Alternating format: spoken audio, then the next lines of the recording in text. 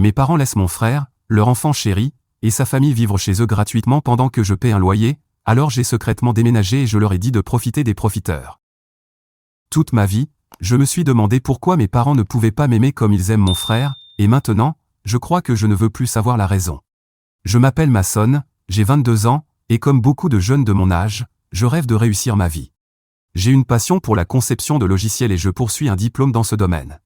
En plus de mes études, je travaille à temps partiel comme développeur de logiciels, et j'économise la majeure partie de ce que je gagne pour créer ma propre entreprise. C'est pour cela que je vis encore chez mes parents.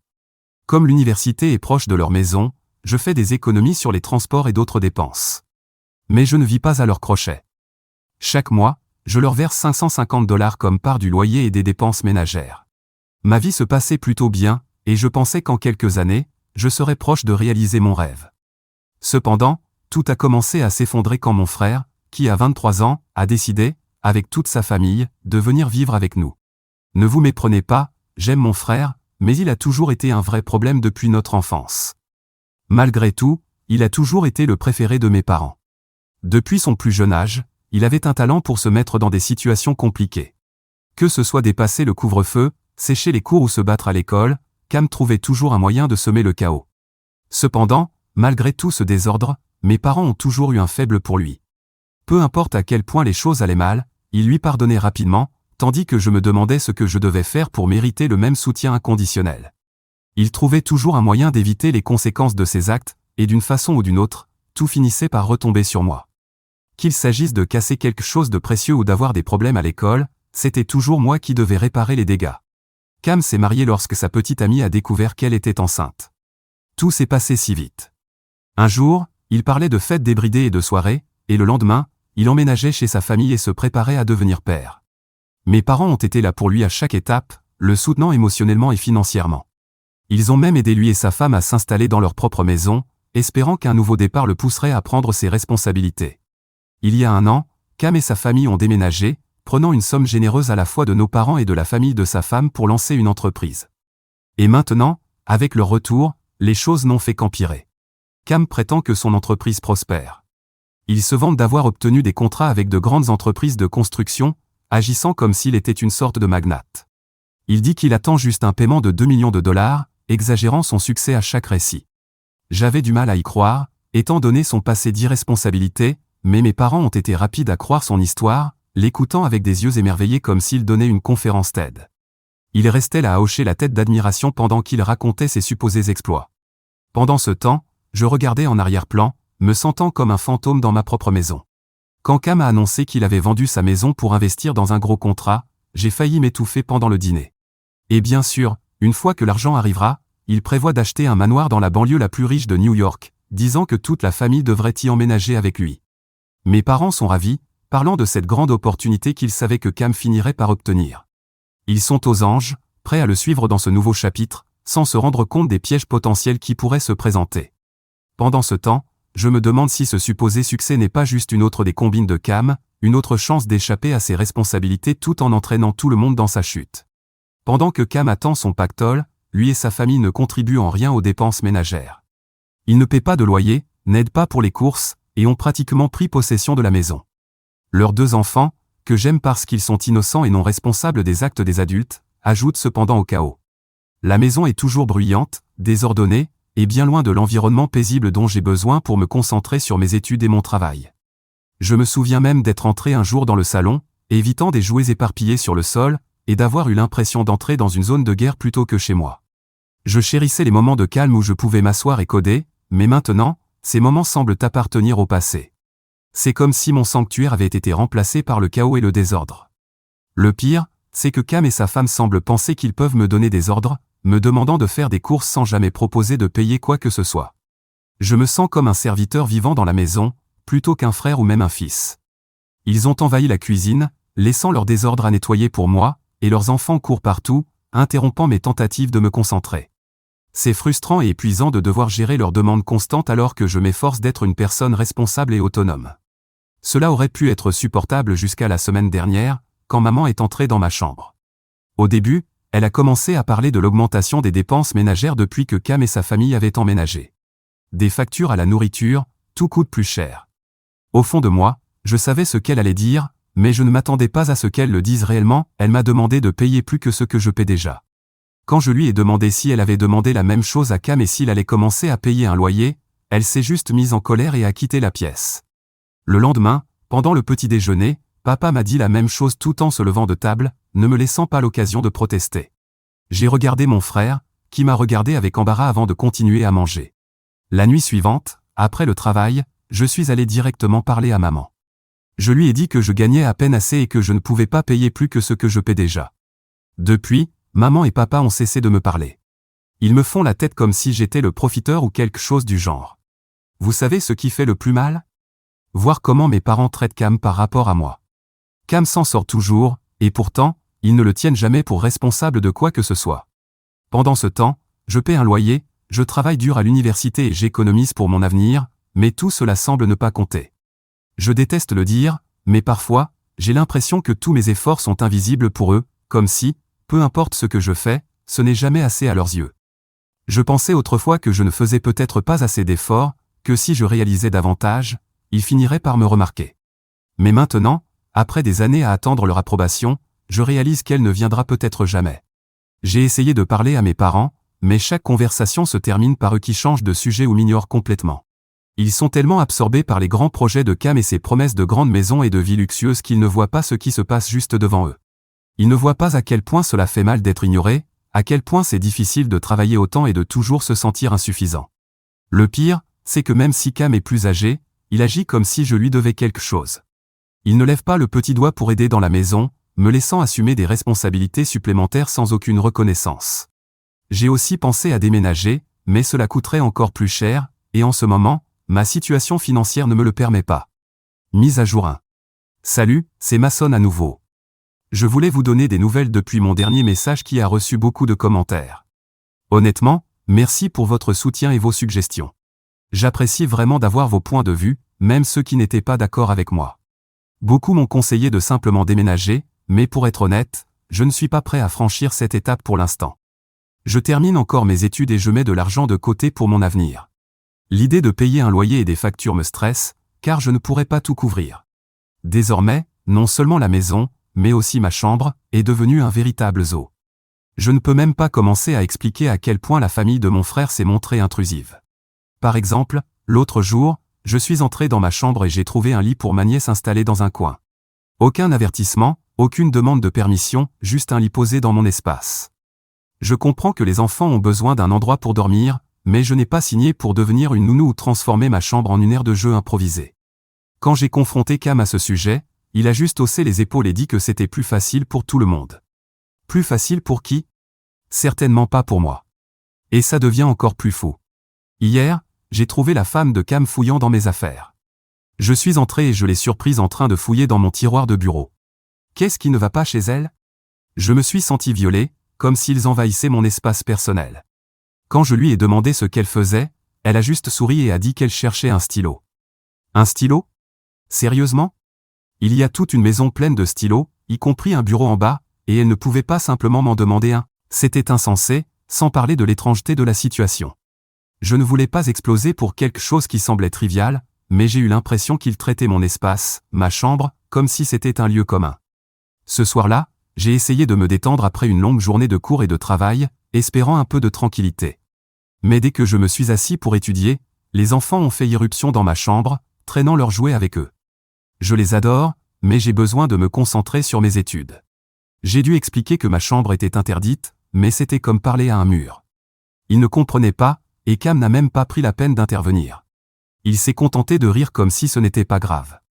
J'étais tellement frustré que mon frère ne fixe même pas de limite pour ses enfants. Le comble a été quand j'ai entendu Cam parler à nos parents. Je pensais pouvoir leur faire confiance, mais je l'ai entendu dire que je devais être plus solidaire envers la famille en ces temps difficiles. C'est là que j'ai réalisé qu'ils avaient parlé de mes économies dans mon dos. J'ai économisé assidûment pour mon futur projet, et l'entendre dire cela m'a fait bouillir de rage.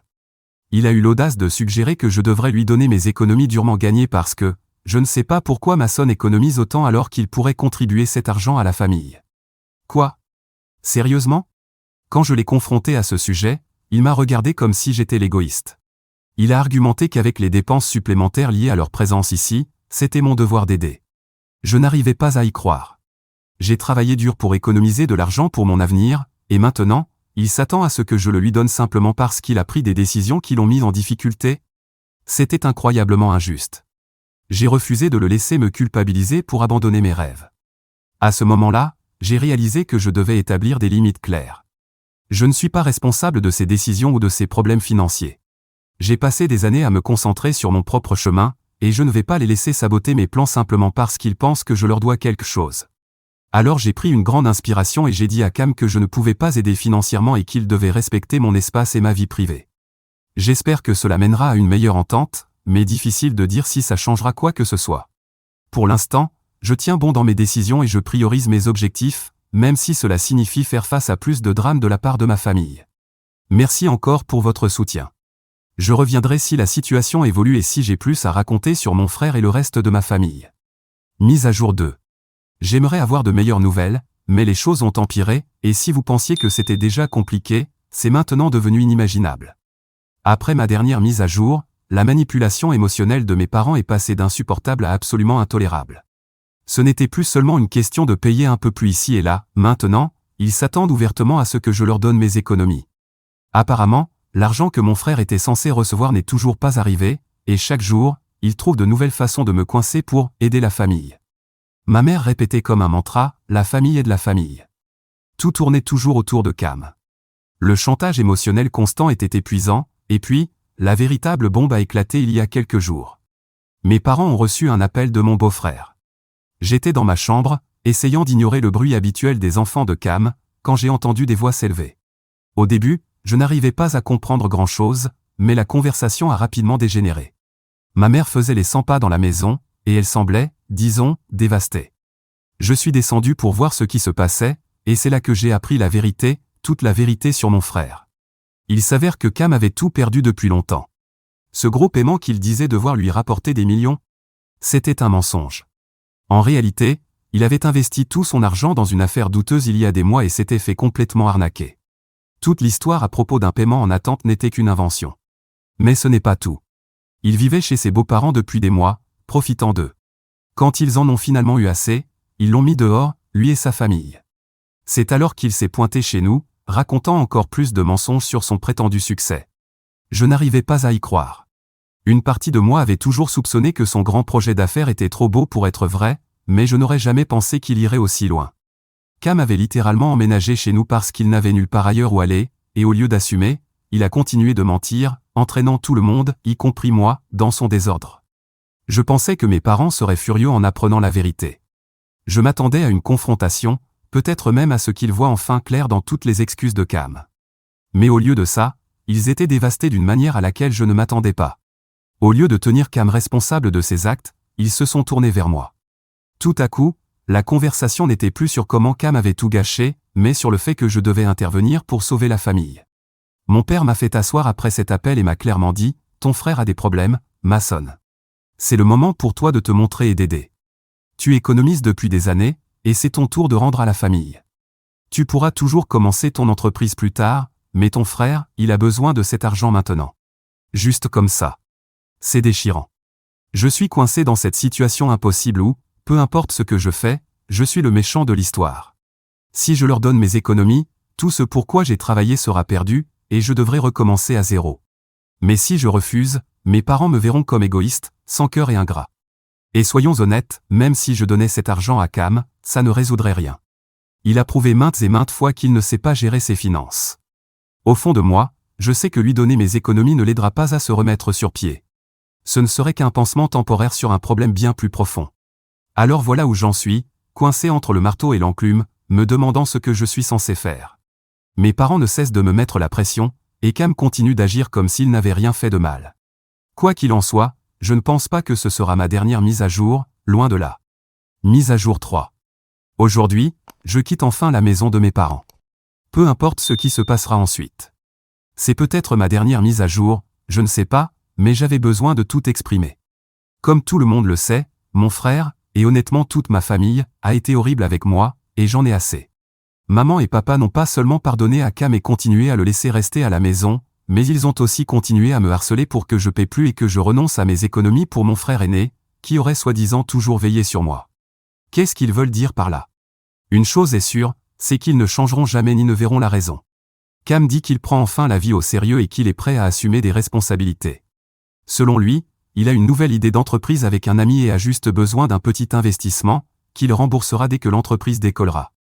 La seule chose qui devrait décoller, c'est son derrière paresseux du canapé, et qu'il aille chercher un travail. Je ne comprends pas comment mes parents tombent toujours dans le panneau.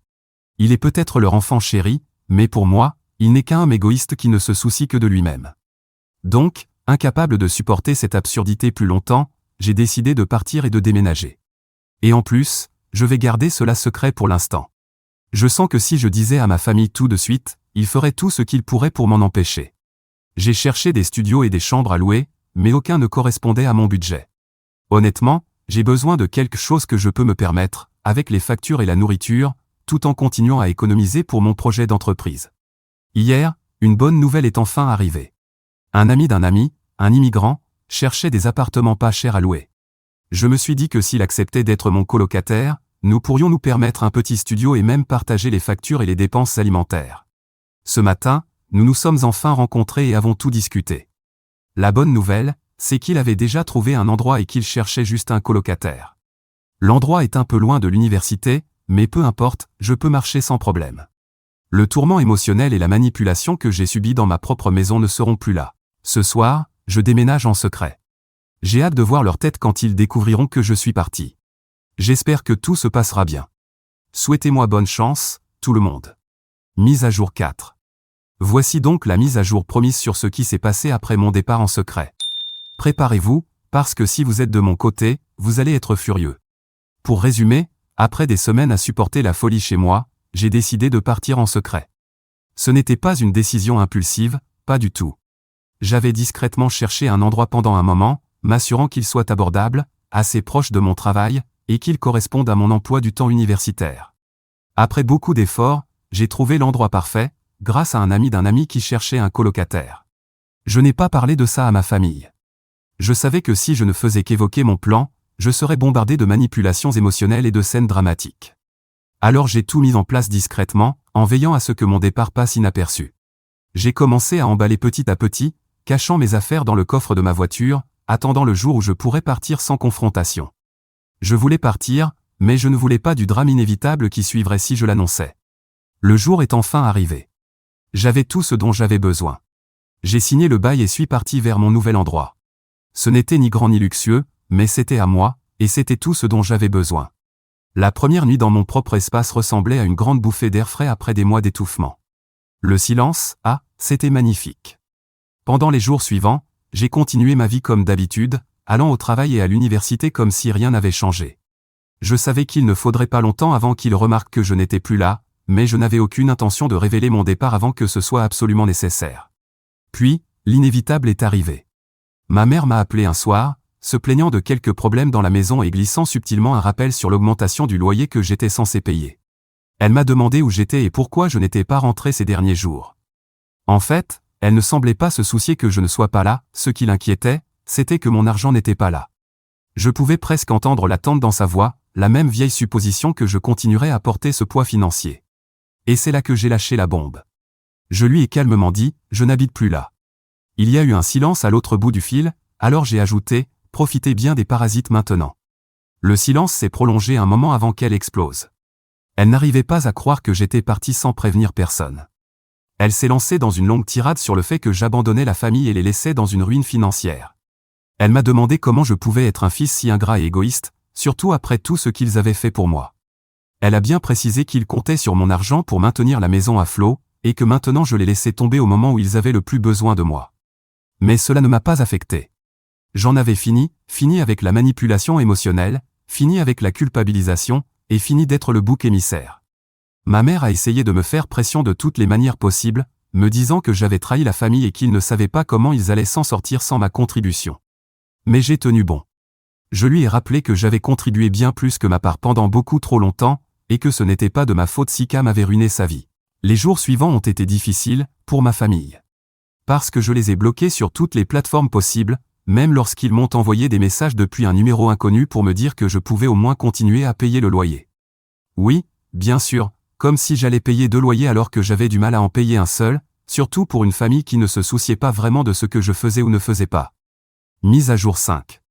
Me revoilà en train d'écrire, parce que des choses sont arrivées. Si ça avait été quelque chose de simple, je l'aurais probablement laissé passer, mais tout ce qui s'est passé avec mon frère et mes parents mérite une mise à jour.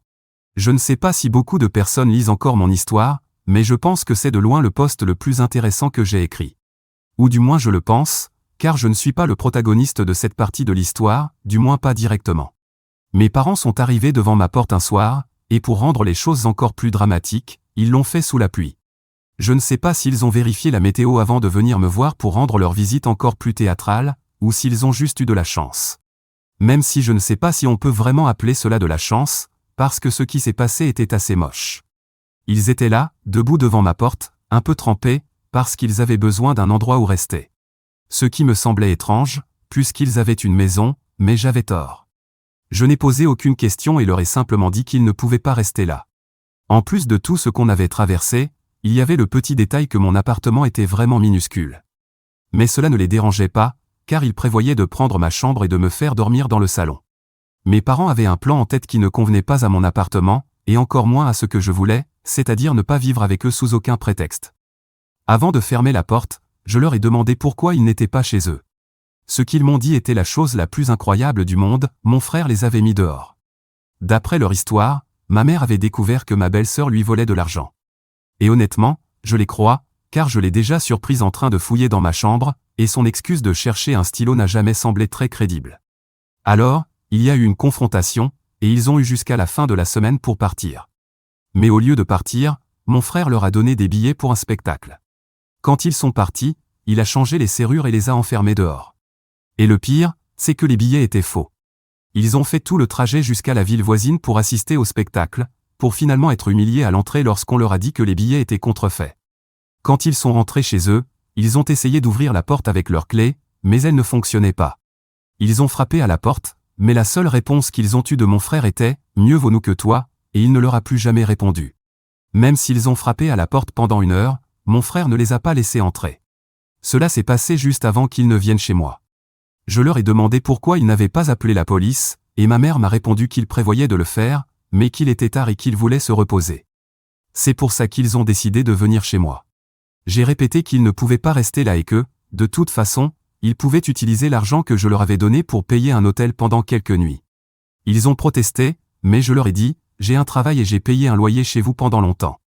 Mon frère, qui est incapable de garder un emploi ou de se contrôler avant d'être stable financièrement, vit chez vous gratuitement, et vous attendez plus de moi. Il est temps d'exiger quelque chose de lui. Merci pour la visite. Et j'ai refermé la porte. Je sais que certains pourraient penser que je suis le méchant pour avoir laissé mes parents dehors, mais il n'y avait rien que je puisse faire pour eux. Il est vrai que je ne voulais pas qu'ils vivent avec moi, mais même si je l'avais voulu, il n'y avait pas de place pour 4 personnes. Cela fait quelques jours que tout cela s'est passé, et qu'ils récupèrent ou non leur maison, je vous tiendrai au courant. Mise à jour 6. 1 mois plus tard, mes parents ont récupéré la maison, mais pas dans l'état où ils l'ont laissée.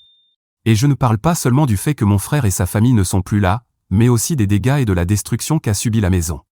Voilà ce qui arrive quand on laisse des personnes irresponsables, qui ne paient rien, rester chez soi. En plus des choses qui ont été volées, il y a aussi les dégâts. Les murs sont tagués, la salle de bain à l'étage a été inondée, ce qui a causé encore plus de dégâts, et certaines fenêtres sont cassées. La seule bonne nouvelle, du moins pour mes neveux et nièces, c'est que les services de protection de l'enfance les ont pris en charge. En raison du manque évident de soins parentaux, l'un des enfants est tombé dans les escaliers et s'est fracturé un bras.